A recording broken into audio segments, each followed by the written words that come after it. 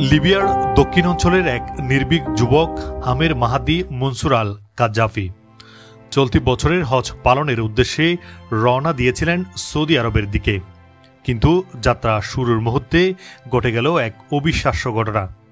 এই ঘটনায় ইখলাস ও আল্লাহর কুদরতের জীবন্ত দৃষ্টান্ত হয়ে উঠেছে। ইতিমধ্যেই সামাজিক যোগাযোগ মাধ্যমে আলোচনার কেন্দ্রবিন্দুতে পরিণত হয়েছে এই ঘটনা। গত ২৬ মে রাতের ঘটনা। ঘড়ির কাঁটায় ঠিক ১২টা দুপুরে হজ ফ্লাইটের নির্ধারিত সময়। আমের ছিলেন তার দলের সর্বশেষ হাজি, যিনি মিশর হয়ে সৌদি আরবের জন্য ট্রিপলি বিমানবন্দরে পৌঁছান।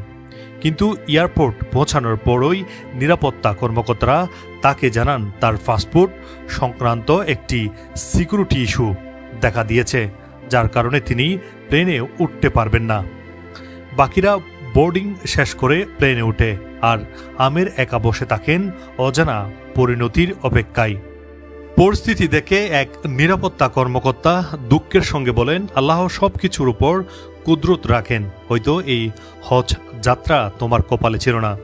কিন্তু আমের বই পাননি, মুখে ছিল অদূর বিশ্বাস ভরা জবাব, ইনশাআল্লাহ প্লেনটি উড়বে না, আবার আসবে।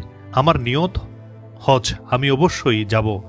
তার বিশ্বাসের সঙ্গে জবাব দেওয়ার কিছুক্ষণের মধ্যে ঘটে গেল প্রথম বিস্ময়। এয়ারপোর্টে ঘোষণা এলো প্লেনটি যান্ত্রিক ত্রুটি দেখা দিয়েছে আর সেটি ফিরে আসছে। বিমানবন্দরের সবার চোখে বিস্ময়ের বড় হয়ে গেল, কিন্তু তাতেও পাইলট আমিরের জন্য দরজা খোলেননি। দ্বিতীয়বারও আমিরকে ছেড়ে প্লেন উড়ে গেলেন। দ্বিতীয়বার ফেরা প্লেনটি আবারও সমস্যার সম্মুখীন হন। এবার মৌসুমি ঝড়ো আবহাওয়ার কারণে প্লেনটি নিরাপদে আবারও মাটিতে ফিরে আসে। তখন পাইলট নিজে বলেন, আল্লাহর কসম, আমি আর উড়ব না যতক্ষণ না আমের প্লেনে ওঠেন।